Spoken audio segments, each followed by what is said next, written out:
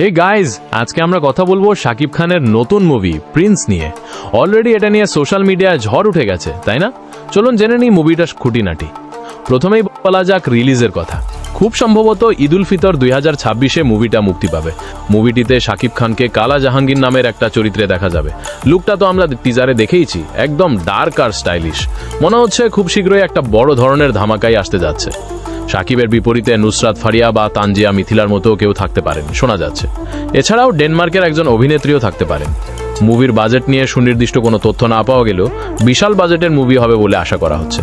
Teaser দেখে মনে হচ্ছে একটা ক্রাইম থ্রিলার বা ডন ভিত্তিক গল্প হবে। তবে মুভির দুর্বল দিকের কথা এখনই বলা মুশকিল।